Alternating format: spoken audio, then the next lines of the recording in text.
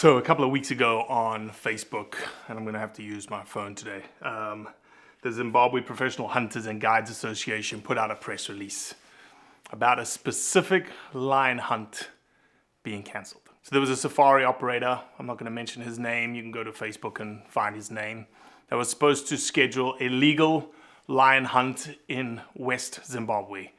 It so happened to be on the fringes of Wangi, exactly where Cecil the lion was shot, and they were going after a quota lion that was assigned to that specific concession, but it was cancelled. Why? Why was that specific lion hunt cancelled? Well, it was cancelled because of the uproar. The uproar from the anti-hunting photographic tourism sector that said that, oh no, one of our great beautiful lions is going to get shot again. Now, don't get me wrong. A beautiful lion in the wild that you can see, that you can photograph, is something to behold. And I hope that everyone gets to see that. But this land that this lion was going to be hunted on was not photographic land. It may have been amenable to photographic tourism, but it wasn't photographic tourism concession. It was a hunting concession. Now that hunting concession was available to the highest bidder at some point in the past.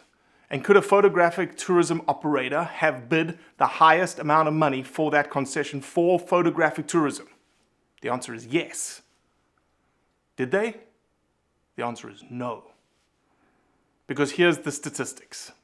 You need about 126 tourists in terms of the revenue that they bring forth to one hunter. You see, photographic tourism is a volume business. Hunting is not.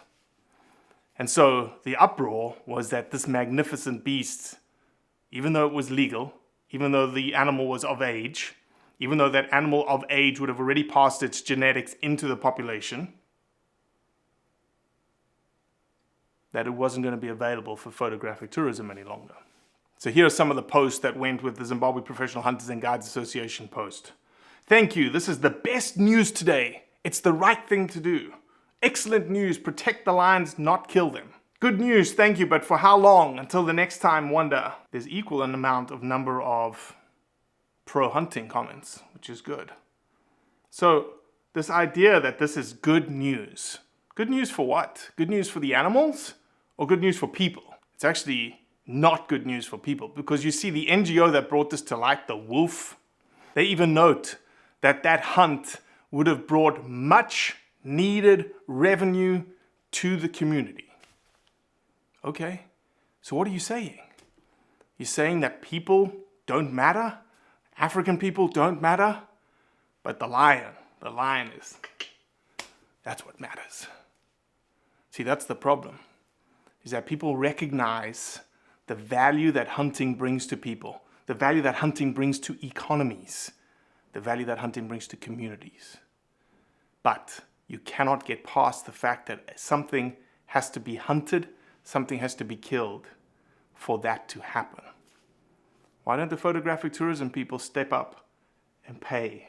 That was likely $80,000 or $90,000 that did not get plowed back into the Zimbabwe economy. Go ask the community, go ask the people, go ask Zimparks. What would they want? A legal hunt to plow that revenue back into the community.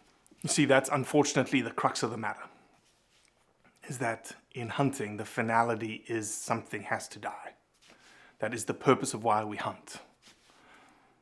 But it's done under a sustainable use model, a consumptive use model in which if there is an abundance of wildlife, then we hunt that abundance. If there is a lack of abundance, then hunting will stop and must stop. And in certain instances, yes, hunting has continued to the detriment of wildlife. And that's not what we want. So let's not take that one small example and generalize it across the entire hunting sector. So who are we for? Lions or people, or both? I would argue that hunting is for both.